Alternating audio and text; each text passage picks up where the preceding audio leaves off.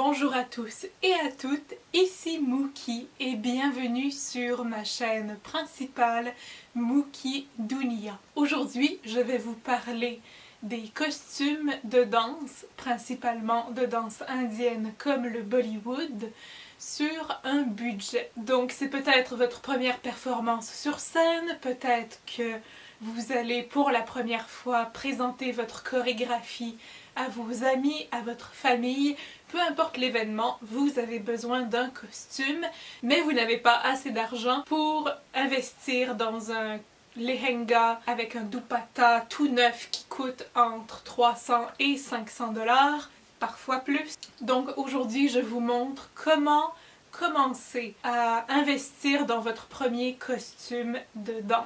C'est sûr que cette vidéo est plus concentrée sur la mode féminine, mais si vous êtes un homme ou que vous vous identifiez comme homme et que vous voulez quand même expérimenter un peu avec vos costumes, cette vidéo est quand même accessible pour vous. On ne fait pas de gatekeep de costumes de danse ici.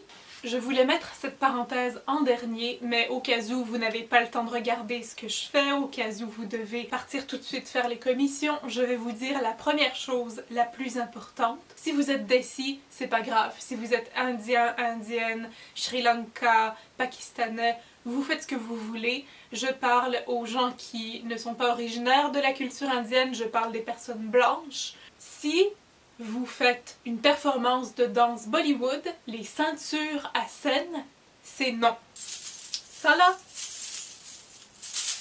c'est non. J'ai fait cette erreur, tout le monde a fait cette erreur, tout le monde qui commence fait cette erreur, mais les ceintures à scène, les ceintures de baladi sont nommément des ceintures qui n'appartiennent pas au genre indien, au genre Bollywood, au genre Kathak, danse classique indienne. Ce n'est pas le bon style de danse. De ce que je sais, traditionnellement, dans la danse orientale classique, dans la danse orientale égyptienne, les ceintures à scène, les ceintures qui font du bruit, sont faites pour les pratiques de danse, mais ce ne sont pas des costumes de scène. Ça ne fait pas généralement partie, sauf exception, du costume de scène. C'est vraiment pour utiliser en classe, pour faire du bruit. Par exemple, si vous voulez pratiquer votre chimie, c'est un bon indicateur sonore si vous faites bien ou pas votre chimie. Cette information, je l'ai entendue de différentes personnalités sur Instagram et sur YouTube qui sont spécialisées dans la danse orientale, donc ça se peut que d'une école à l'autre, cette opinion diffère. Mais ce que je sais, c'est que la ceinture à scène est faite pour la pratique, le cours de danse orientale, pas indienne, pas Bollywood. Je sais que c'est pas très cher, je sais que c'est plus abordable qu'un lehenga ou un sari, mais si vous voulez investir un peu d'argent dans la danse indienne, vous pouvez toujours vous acheter un dupatta. J'ai une vidéo exprès sur comment choisir son premier dupatta. Si vous voulez regarder cette vidéo, je vais la laisser dans la description et aussi quelque part en haut de l'écran. Cette petite bulle étant finie, on va commencer par regarder dans votre garde-robe pour trouver quelque chose qui fasse Bollywood. Donc si vous avez un crop top, un chandail bedaine, si vous avez un t-shirt tout simplement, un t-shirt coloré, un t-shirt avec un motif un peu mandala, si vous avez, ce que je trouve très élégant, c'est très à la mode dans les dernières années, un beau col roulé moulant, soit un crop top, soit complètement un chandail col roulé, turtleneck, je trouve que c'est très élégant. C'est de très bon goût avec un bon sari ou un bon dupatta et un lehenga, une jupe. Je sors mon cahier de notes pour ne rien oublier. Parlant de jupe, vous pouvez aussi chercher une jupe légère en rayon par exemple, avec des brillants, avec des beaux motifs, ou juste une jupe avec beaucoup de couleurs. Un patchwork est un bon exemple, surtout si vous avez là-dedans des couleurs traditionnellement indiennes comme le rouge, le vert, l'orange et le fuchsia. Sinon, une brassière de sport, personnellement, j'ai commencé il y a très longtemps, il y a bientôt 10 ans, mon dieu, avec une brassière de sport toute simple et des sarouels, donc des harem pants ou des pantalons taille. Donc ce sont les sarouels qui sont, oui, arabes, mais qu'on peut aussi retrouver dans les boutiques indiennes, qu'on peut retrouver dans la mode indienne. Alors juste un sarouel tout simple avec des beaux motifs. J'en avais un bleu et blanc avec des éléphants dessus. Preuve en photo, je vais mettre la photo quelque part. Donc ça a été mon premier costume de danse avec un foulard que j'avais, qui n'était pas un foulard indien mais juste un foulard que j'avais mis en travers de mon torse. Un peu comme les bannières que porte Miss Universe, Miss India et tout ça, c'est un style, le seul style que je connaissais en fait. Et assurez-vous bien sûr d'attacher votre foulard, votre doupe atta avec une épingle de sûreté pour ne pas que votre foulard tournoie autour de votre torse pendant que vous bougez. Ça a été un défaut que j'ai trouvé dans mes premières chorégraphies. Si vous n'avez pas de foulard léger avec des motifs, vous pouvez toujours utiliser un pashmina classique, foulard indien. Sinon vous pouvez aller avec tout simplement un t-shirt, des leggings et une mini-jupe pour un style un peu plus urbain, un style un peu plus hip-hop contemporain pour la danse Bollywood. Pour les bijoux indiens, pour les bindis, c'est sûr que c'est un peu plus compliqué à trouver parce que c'est très spécifique. Si vous avez des gros bracelets en or, en laiton, en argent ou en bronze, c'est déjà un très bon début. Même chose pour les bracelets de cheville, ce n'est pas obligé d'être des pailles pur et dur, ça peut être tout simplement un beau bracelet de cheville doré ou argent. Pour le mangtika, c'est un peu plus compliqué, mais vous pouvez toujours vous trouver des bindis un peu n'importe où.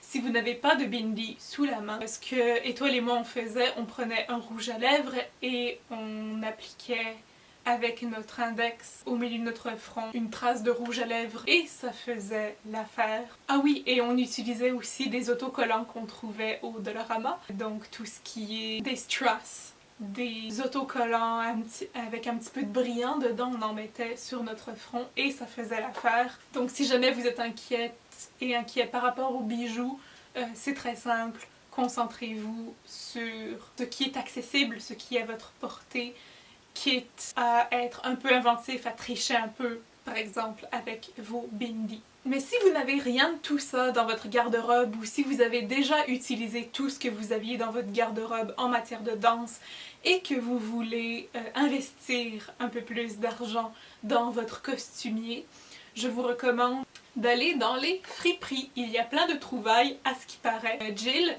Otter, a trouvé un sari au village des valeurs. Un sari. Personnellement, je n'ai pas eu cette chance, mais je sais qu'il existe beaucoup de tissus variés, beaucoup de jupes, justement, de pantalons variés dans les friperies. Si vous ne savez pas c'est quoi le village des valeurs, c'est le magasin de seconde main, en fait, le plus cher dans ma ville en tout cas. Il a été racheté par Walmart, si je me souviens bien, donc c'est pour ça que les prix sont beaucoup plus élevés que dans une friperie traditionnelle. Et vous pouvez trouver là-dedans toutes sortes de tissus différents, toutes sortes de jupes, de pantalons, de t-shirts, de crop tops, ce que j'ai déjà nommé précédemment. Sinon, vous pouvez aller dans des magasins de yoga, new age, ce genre de boutique qui est un peu un melting pot de toutes les cultures exotiques, de toutes les cultures qui sont sous-représentées vraiment à Québec et au Québec. Malheureusement, il n'y a pas de boutique dédiée exclusivement à la mode indienne à Québec, ma ville. Alors c'est pour ça qu'il faut être un petit peu plus créatif. C'est sûr que si dans votre ville, vous avez des boutiques spécialisées, des boutiques de sari, des boutiques de kurta, c'est bien d'encourager des boutiques locales, des commerces locaux. Si vous n'avez pas accès à ce genre de boutique spécialisée, c'est sûr qu'il faut être un peu plus inventif. D'où la mention de magasins qui vendent des produits de Turquie, d'Afghanistan, d'Afrique même. Il y avait une boutique quand j'ai commencé, quand j'étais un tout petit bébé Mookie, toute petite bébé danseuse. J'allais dans une boutique qui vendait des produits d'Inde, mais aussi des produits d'Afrique subsaharienne, des tissus typiquement africains, des habits typiquement africains, en plus des sarouels, en plus des jupes réversibles que j'ai portées ad nauseam. Oh mon dieu! Si vous ne vous souvenez pas de ce genre de jupe, je vais laisser la photo ici. J'ai tellement porté cette jupe rose, elle reste dans ma garde-robe et si je ne la vois pas avant 10 ans, ça va encore être trop tôt. Genre, c'est à ce point que je l'ai portée. J'ai aussi trouvé mon kurta bleu, mon bleu ciel que vous avez probablement vu sur Instagram. Je l'ai trouvé justement dans une boutique New Age de yoga où il y avait des vêtements indiens très legit mais aussi des vêtements un peu plus hippie. Donc allez chercher dans les boutiques hippie si vous en avez dans votre ville. Vous allez sûrement trouver quelque chose qui fait indien ou qui fait indien moderne, desi moderne. Sinon, surtout pour les bijoux, vous pouvez toujours consulter votre studio de danse. Aller dans un autre studio de danse en ville. Je sais qu'on avait beaucoup de bazar à un moment donné dans les studios de danse. Donc si il y a une grosse vente de costumes, une grosse vente de bijoux, restez à l'affût. Peut-être que vous trouverez votre prochain bijou préféré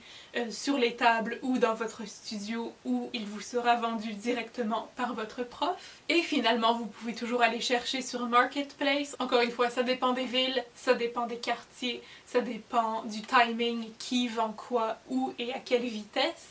Vous pouvez aller sur eBay, vous pouvez aller sur Amazon. Je n'aime pas Amazon personnellement, mais des fois c'est la seule option.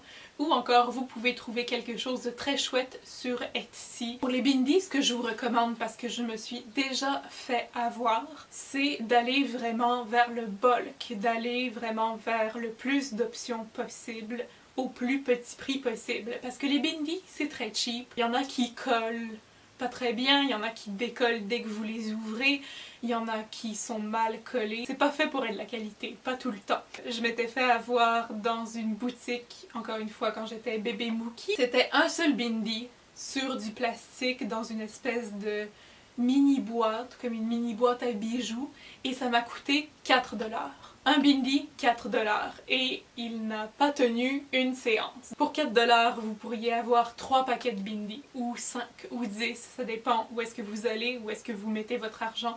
Mais si un bindi est trop cher, ça n'en vaut juste pas la peine. Et finalement, si vous vous intéressez à l'artisanat, si vous avez des doigts de fée, vous pouvez utiliser vos talents à bon escient. Si vous faites du crochet, tricoter, si vous faites de la broderie, si vous faites de la couture, voici ce que j'ai cousu récemment. Si vous faites du macramé, vous pouvez vraiment créer tout ce que vous voulez avec le bon patron, avec de la patience, avec du stock. Donc personnellement, j'ai un stock de perles que j'ai acheté sur Marketplace d'une valeur de 200 $ qui m'est revenu à 60 $. Très bon deal sur Marketplace. Si vous avez du papier cadeau pour vos patrons, si vous avez du papier craft ou du papier d'imprimerie, ça marche très bien aussi. Si vous avez un kit de couture, une machine, vous êtes super bien parti. Et vous n'avez pas nécessairement besoin de vous ruiner en allant dans des magasins de couture, des magasins de tissus, en achetant des tissus qui sont très beaux mais aussi très chers. Vous pouvez toujours transformer vos vêtements déjà existants, vous pouvez les teindre, vous pouvez faire du tie-dye, vous pouvez coudre des paillettes sur un t-shirt qui aurait belle allure sur scène.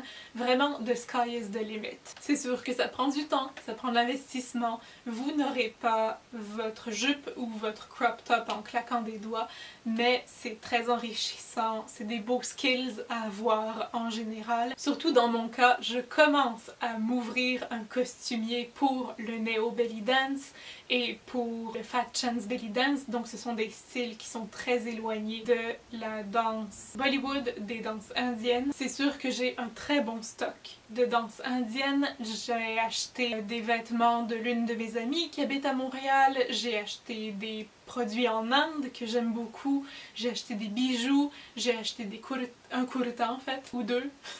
J'ai acheté des dupattas, donc je suis très bien fournie en ce qui a trait à la danse indienne. Malheureusement pour la danse orientale, pour le Neo Belly Dance, c'est pas encore ça. Alors c'est sûr que je vais devoir être plus inventive par rapport à cette nouvelle garde-robe-là. Et j'en profite pour ajouter de ne pas hésiter à expérimenter.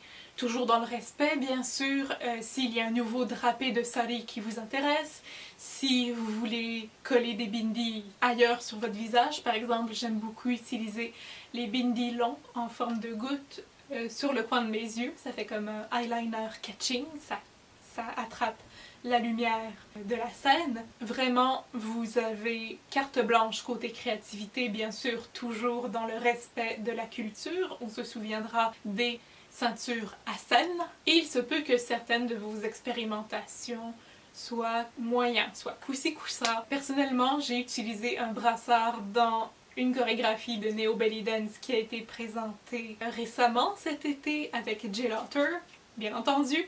Donc ce brassard, j'ai travaillé fort dessus, mais personnellement je ne l'aime pas beaucoup. Je trouve qu'il raccourcit mes bras qui sont déjà un peu courts. Par contre, j'ai bien aimé la jupe bleue que j'ai créée, qui en fait avant était une robe. Et finalement, souvenez-vous que la priorité devrait toujours être votre technique. Concentrez-vous sur votre technique et votre costumier suivra. C'est sûr que je viens vous donner plein de trucs pour comment investir à petit prix dans vos costumes, mais plus vous allez avancer dans la danse, plus ça va être facile d'investir dans vos costumes. C'est un retour d'investissement. Vous investissez dans la danse, vous gagnez de l'argent dans la danse et maintenant vous pouvez acheter le costume de vos rêves. Et en dernier lieu, c'est un peu bizarre, encore une fois, si vous êtes indien, indienne, ça ne vous concerne pas.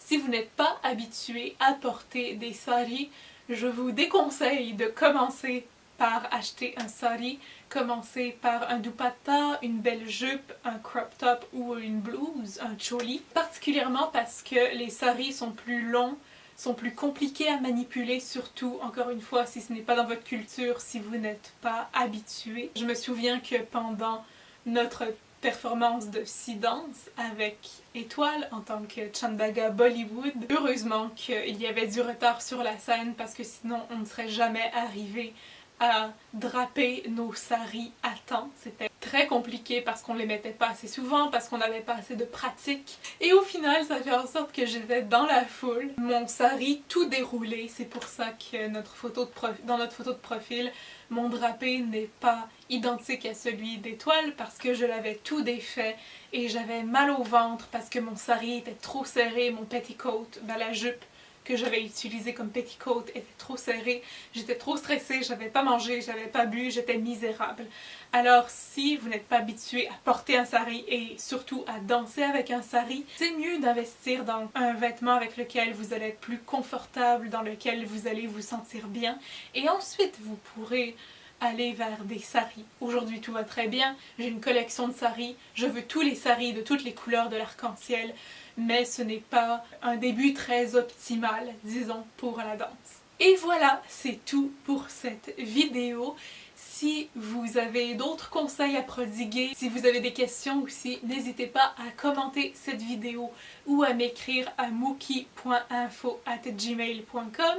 Tous mes liens sont dans la description, Facebook, Instagram, site web, etc. Et sinon, nous nous reverrons très bientôt pour une prochaine vidéo. Sur ce, je m'appelle Mookie et Namasté.